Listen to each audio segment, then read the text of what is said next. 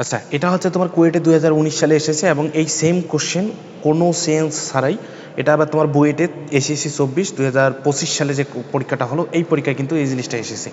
তো চলো আমরা এই কোশ্চেনটা সলভ করব, আর এই কারণে কিন্তু কোশ্চেন ব্যাংক কিন্তু করাটা জরুরি। আচ্ছা দেখো, এখানে আমাদের জানতে চাওয়া হয়েছে কি বায়ুমণ্ডলীয় চাপে একটা তোমার 327 ডিগ্রি সেন্টিগ্রেড তাপমাত্রা হাইড্রোজেন আয়োডাইডের বিয়োজন হার দেওয়া আছে একটা সমীকরণ, যেখানে কে হচ্ছে এত, কে এর ভ্যালু দেওয়া আছে বায়ুমণ্ডলে প্রতি চাপে প্রতি সেকেন্ডে এবং বায়ুমণ্ডলীয় চাপে প্রতি সেকেন্ডে প্রতি ঘন সেন্টিমিটারে আয়তনে কতগুলো অণু বিয়োজিত হবে।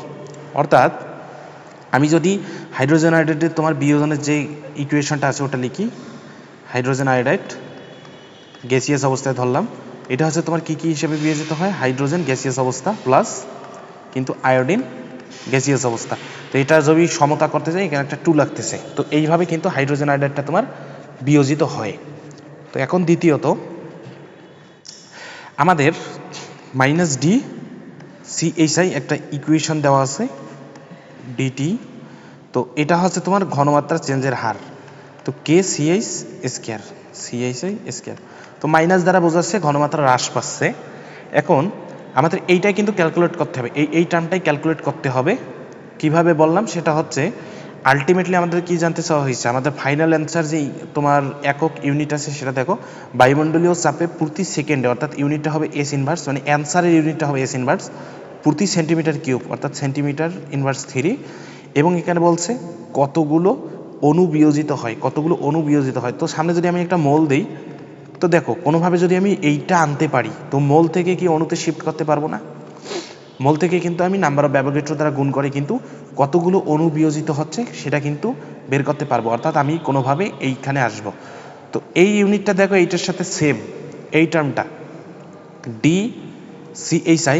DCHI এটা হচ্ছে ডিটি, এই ইউনিটটা দেখো এটা তো তোমার সময়ের পার্থক্য, এটা তোমার কি হবে সেকেন্ড, আর এটা হচ্ছে তোমার ঘনমাত্রা যেটা হচ্ছে তোমার মোল পার লিটার।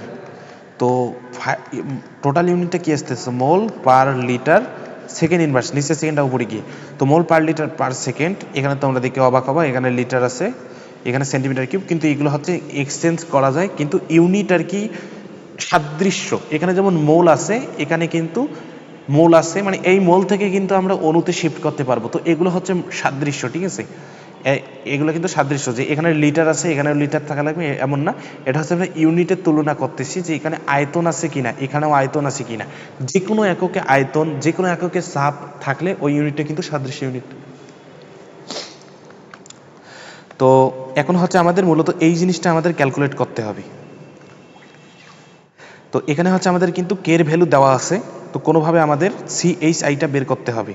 তো CHI যদি আমরা একটা সমীকরণ দেখি PV = nRT, যদি আমরা দেখি তো দেখো PV = nRT, এই CHI বলতে হাইড্রোজেন আয়োডাইডের কিন্তু ঘনমাত্রা বোঝাচ্ছে, তো ঘনমাত্রা ইউনিট তোমরা মোল পার লিটার জানো, তা দেখো তো আমরা যদি এখান থেকে এটা বের করি N/V হচ্ছে কি তোমার RT এখানে P, ঠিক আছে, তো N/V, N এর একক হচ্ছে মোল আর V এর একক হচ্ছে লিটার, তাহলে মোল পার লিটার আসতেছে, তো এইটা হচ্ছে তোমার কিন্তু ঘনমাত্রা হাইড্রোজেন আয়োডাইডের। তো কোনোভাবে আমরা বের করবো, তো কোনো জায়গায় যদি N দেওয়া থাকে V দেওয়া থাকে তাহলে আমরা এই সাইডটা ইউজ করব, আর কোনো জায়গায় যদি P দেওয়া থাকে T দেওয়া থাকে আর তো আমরা জানি তাহলে এইটা ইউজ করব, কিন্তু কোশ্চেনে দেখো টেম্পারেচার দেওয়া আছে এবং এক বায়ুমণ্ডলীয় চাপে দেওয়া আছে, অর্থাৎ আমাদের PRT এইটা ইউজ করতে হবে। তাহলে এখন আমি যদি এখান থেকে CHIটা নেই, CHI আমি ইউজ করব কোনটা, P/RT ইউজ করব, তো এখানে দেখো কে, তাহলে CH হচ্ছে P/RT স্কয়ার, ঠিক আছে। এখন আমি ডাটা ইউজ করব, কে কত দেওয়া আছে দেখো, তো কে দেওয়া আছে তোমার 4 × 10⁻⁶, ইউনিটটা আমি পরে লিখতেছি, ইন্টু পি কত দেওয়া আছে, পি দেওয়া আছে তোমার 1 অ্যাটমসফিয়ার, আর হচ্ছে 0.0821।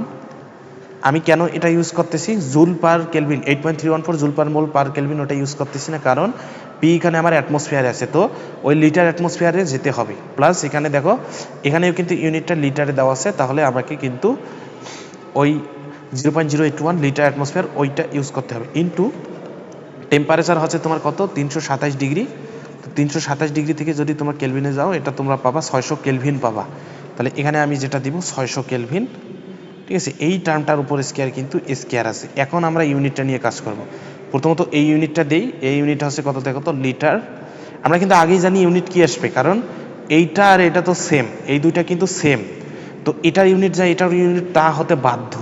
তো এখন কথা হচ্ছে আমরা তাও কিন্তু একটু দেখব, ভেঙে ভেঙে দেখবো যে ইউনিট ঠিক আছে কিনা। তো এই যে এইটার ইউনিটটা যদি লিখি litre mole inverse, litre mole inverse যেটা হচ্ছে তোমার সেকেন্ড ইনভার্স এটা, এবং এই নিচের যে টার্মটা আছে এইটার ইউনিটটা দেখো, এই টার্মটার ইউনিট, এই টার্মটার ইউনিট কী হবে বলো, এইভাবে তুমি দিবা।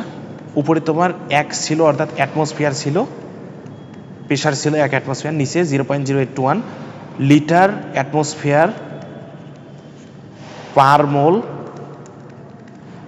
পার কেলভিন, পার কেলভিন, পার মোল পার কেলভিন, এই যে এইটার ইউনিট, এটার ইউনিট আমাদের দেওয়া শেষ।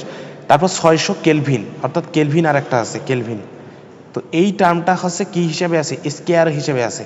তো এখন দেখো তো ক্যান্সেল হয় কি কি, এটা ক্যান্সেল হয়, এটা ক্যান্সেল হয়, এখানে তোমার অ্যাটমসফিয়ার ক্যান্সেল হচ্ছে, অ্যাটমসফিয়ার ক্যান্সেল হচ্ছে, তারপর দেখো এই লিটারটা ক্যান্সেল হচ্ছে, ঠিক আছে। তো এই মোল ইনভার্স, আচ্ছা সরি এখানে তো বাইরেরটা ক্যান্সেল করা যাবে না কারণ স্কেয়ার আছে। তো দেখো এইগুলো কিন্তু ইন্টারনাল, এগুলো কিন্তু ক্যান্সেল হয়ে গেছে। এরপর যদি আমি আরেকটু অ্যানালাইসিস করি, ইউনিটটা নিয়ে যদি আরেকটু কাজ করি, দেখো তো এরপর কী হবে, litre mole inverse 1 second inverse 1 into এখানে 1 স্কোয়ারটা যদি করি দাও তোমার লিটার স্কোয়ার পাবা, ইন্টু মোল ইনভার্স 2 পাবা, কারণ স্কোয়ারটা গুণ হয়ে গেছে, ঠিক আছে, মোল ইনভার্স 2। তাহলে এখান থেকে দেখো তো এই লিটার একটা স্কোয়ার কিন্তু ক্যান্সেল হয়ে যাচ্ছে, অর্থাৎ এই জিনিসটা কাটা হয়ে যাবে। আমি জাস্ট অ্যানালাইসিস করতেছি, এত কিন্তু অ্যানালাইসিস করা লাগবে না, আমি আগেই জানি ইউনিট কি আসবে। তো এরপর মোল ইনভার্স, তো এখান থেকে যদি মোলটা উপরে যায় তাহলে তোমার এখানে আলটিমেটলি কি থাকবে, এই যে এইটা বাদ দাও, মোল ইনভার্স 2, আর এইটা যদি হিসাব করো তাহলে উপরে তোমার একটা মোল পরে থাকবে, তাহলে এখানে তোমার একটা পরে থাকতেছে মোল, ঠিক আছে, এখানে একটা কিন্তু মোল পরে থাকতেছে।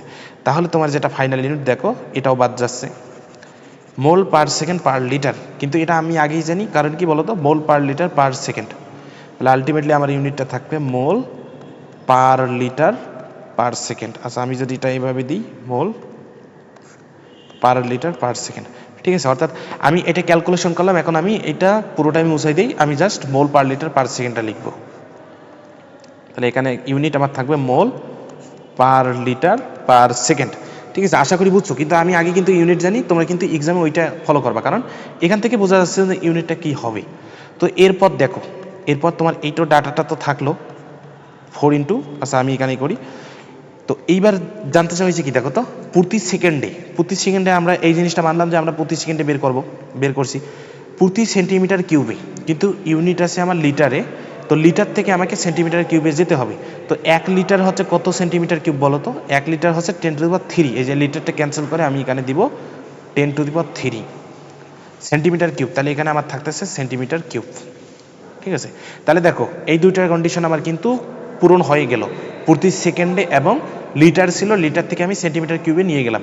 এরপর বলছে কত অণু, তো এখানে আমার কিন্তু মোল আছে, এই জিনিসটা আছে মোল আছে, তো n ইজ ইকুয়াল কি n/n না, অর্থাৎ নাম্বার অফ অ্যাভোগাড্রো, অর্থাৎ এই টার্মটা কিন্তু গুণ করলে আমরা কতগুলো অণু আছে এইটা বের করতে পারবো।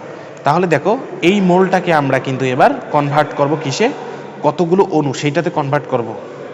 তাহলে আমি এখানে দিতে পারি 6.023 ইন্টু 10⁻23 অণু। তো অণুর কোনো ইউনিট হয় না, এত টি একটা নাম্বার, ঠিক আছে, তাহলে এটাই হচ্ছে আমার অ্যান্সার।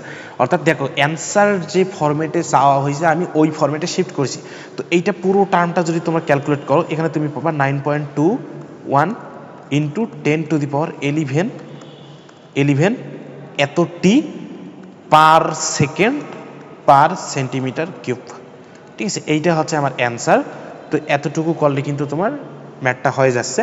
তো এখানে একদম আমি বেসিক থেকে তোমার ইউনিট কনভার্সনের যে বিষয়গুলো আছে সবগুলোই কিন্তু এখানে এনেছি। তো এই ম্যাথটা দেখো কত দিক চিন্তা করা লাগতেছে। তো তোমাদের যদি আমার ভিডিওগুলো ভালো লেগে থাকে তাহলে তোমরা অবশ্যই চ্যানেলটা সাবস্ক্রাইব করবা, ফ্রেন্ডদের শেয়ার করিও। দেখা হচ্ছে নেক্সট ভিডিওতে।